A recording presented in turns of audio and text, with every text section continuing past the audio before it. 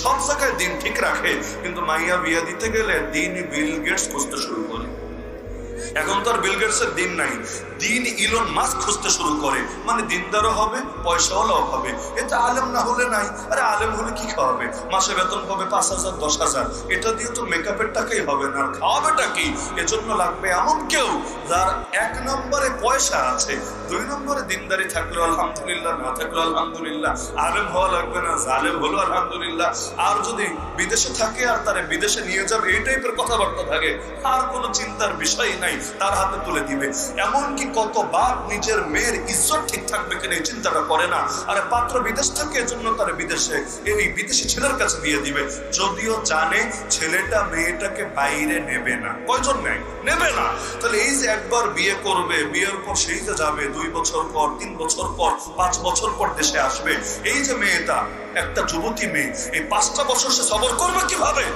তাই ফিতনার জামানা, এই নব্য জাহেলিয়াতের দেশে যেখানে গুনার পরিবেশ সব খুলে রাখা হয়েছে। আরে ঘরেও গুনাহের পরিবেশ, বাইরেও গুনাহের পরিবেশ, টিভি ছাড়লেও গুনাহের পরিবেশ, রাস্তায় হাঁটতে গেলেও গুনাহের পরিবেশ। আরে যদি পুরো সমাজটা হাসান বসরি আর রাবেয়া বসরি দিয়ে ভরা থাকতো, তাও তো ফিতনার আশঙ্কা ছিল। আর সেখানে এই বছরের পর বছর যুবতী মেয়েটা কিভাবে থাকবে খবরই নাই। এমনকি দেখা যাবে বিদেশি ছেলে পেয়েছে, ছেলের বয়স বেশি না 60 বছর, ছেলের বয়স বেশি না 70 বছর, তাও বিয়ে দিতে এক পায়ে খাড়া। কেন? পয়সা লাগবে, পয়সা। মেয়ের বয়স 15, ছেলের বয়স 60, বিয়ে হয় না মনে হয় দেশে? হয়, যদিও চিন্তা করে না যে দিন শেষে তার আখলাকের কি অবস্থা হবে, সে কি নিজেকে হেফাজত করতে পারবে? স্বামী চলে গেছে বিদেশে, দেবরকে দায়িত্ব দিয়ে গিয়েছে, তুমি দেখে শুনে রাখো, কেনাকাটা যা করা লাগে তুমি কিনে দিও। তো দেখে শুনে তো রাখবে, দেখে শুনে রাখার পরিণতি কি হতে পারে এইটা তো আর মাথায় থাকে না। যার কারণে কত দুর্ঘটনার খবর নিয়মিত পত্রপত্রিকায় পড়া লাগে। এগুলোর দায় কি বাপগুলোর উপর নাই? নবী বলেছিলেন, ইদা খাতাবা ইলাইকুম মান তারদাউনা দীনাহু ওয়া খুলুকাহু ফাযাওয়িজু। যদি এমন পাত্র বিয়ের প্রস্তাব নিয়ে আসে যেই পাত্র দিনদারিতেও সন্তুষ্ট, চরিত্রেও সন্তুষ্ট, কয় গুণ? 2 গুণ। দিনদারির উপরেও তোমরা খুশি, দিনদারি আলহামদুলিল্লাহ মাশাআল্লাহ, আর তার চরিত্র ভালো, এই 2 গুণ তোমরা ঠিকঠাক পেয়েছো, ফাযাওয়িজু, তার কাছে অবশ্যই মেয়েকে বিয়ে দিয়ে দিবা। ইল্লাম তাফআলু, যদি না করো, তাকুন ফিতনাতুন ফিল আরদি ওয়া ফাসাদুন আরিজ, পৃথিবীর মধ্যে ব্যাপকভাবে ফিতনা ছড়িয়ে যাবে এবং ব্যাপক বিশৃঙ্খলা ছড়িয়ে যাবে, যেটা আজকের বাংলাদেশে ছড়িয়ে যাচ্ছে। বলে বিয়ের বয়সই হয়নি। আরে বিয়ের বয়স কত? বিয়ের বয়স কত এটা নির্ধারণ করে দেওয়ার কোন অধিকার সরকারেরও নাই। যে কোনো আলেমের কাছে গিয়ে ফতোয়া আনেন, কোন সরকারও এই ক্ষমতা রাখে না আল্লাহর আইনের বাইরে গিয়ে নিজের থেকে একটাকে হালাল হারাম করা। মেয়ের বয়স যখন 18 হবে এরপর বিয়ে হালাল, এর আগে বিয়ে হারাম। ছেলের বয়স যখন 21 হবে এরপরে বিয়ে হালাল, এর আগে বিয়ে হারাম। আর এই আইন যদি আল্লাহ নবীর জামানায় থাকতো, নবীরও তো নিয়ে জেলে ঢুকে রাখতো না। কারণ আম্মা জান আয়েশা রাদিয়াল্লাহু আনহা যখন বিয়ে করেছেন তার বয়স কত? যখন ঘরে তুলেছেন তখন তার বয়স কত? এমনকি যখন নবী দুনিয়া থেকেই চলে যাচ্ছেন ওই সময় তার বয়স মাত্র 18। ওই সময় 18, যখন সংসার শেষ, ওফাত হয়ে যাচ্ছে আল্লাহ রাসূলের। তাহলে বিয়ের দিনই তো রাসূলের বিরুদ্ধে এফআইআর করতো, মামলা দায়ের করতো এবং তাকে কাশিমপুর কারাগারে নিয়ে ওই আলেম ওলামার এই যুগে যেভাবে ঢুকিয়ে রেখেছে ওভাবে রাখতো। মানুষের রাখতো তো রাখতো, এমনকি যারা বিয়েতে সাক্ষী, যারা বিয়েতে পড়িয়েছে, যারা বিয়ের অনুষ্ঠানে অংশগ্রহণ করেছে, সবার বিরুদ্ধে মিডিয়া ট্রায়াল হতো। এই যে প্রথম আলো, ডেইলি স্টার, সময় টিভি, একুত্তর টিভি, আরো যা কিছু আছে, সবাই মিলে দেখাতে, এই দেখ এরা এই কাজটা করেছে, এরা সমাজের মধ্যে এই মহাপাপটা ঘটিয়ে ফেলেছে। করতো না এগুলো? তাহলে সন্তান বিয়ের বয়স কবে হবে? মানে বিয়ের বয়স কোনটা এই প্রশ্নটাই ভুয়া। খাবারের সময় কোনটা এই প্রশ্নটা যেমন ভুয়া। খাবার খাবো তখন পেটে ক্ষুধা লাগবে যখন। ক্ষুধাকে সবসময় ঘড়ি ধরে ধরে লাগে? আরে ঘড়ি ধরে ধরে লাগে? এমনও হতে পারে কোনোদিন দুপুর পার হয়ে বিকাল হয়েছে, ক্ষুধা লাগে না, খাবার মনে চায়।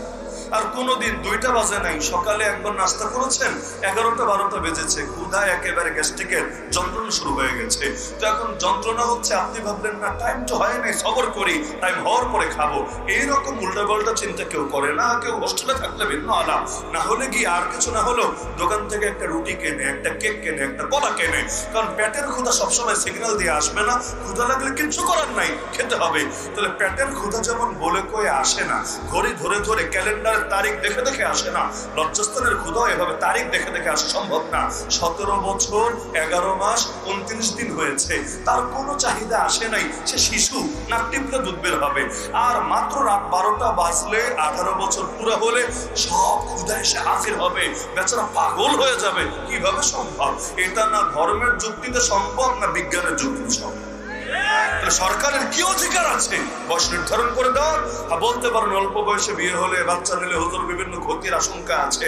যদি মানীয় তর্কের খাতিরে সেটা নিয়ে সর্বোচ্চ তুমি মেডিকেল সায়েন্সের থিওরি গুলো জাতিকে বলতে পারো, সর্বোচ্চ তুমি তাদেরকে বুঝাতে পারো, কিন্তু আল্লাহ যে হালাল করেছেন সেটাকে হারাম করতে পারো না, আল্লাহ যে হারাম করেছেন সেটাকে হালাল করতে পারো না।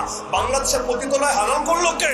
আর যদি ওর হারামে মনে করতে, সরকারগুলো যদি পতিতালয়কে হারামে মনে করতো, খুলে রাখলো কোন যুক্তিতে? এই যে 1971 থেকে আজ 2024, আরে কারে দোষ দিবেন আর কারে ভালো বলবেন বলেন দেখি?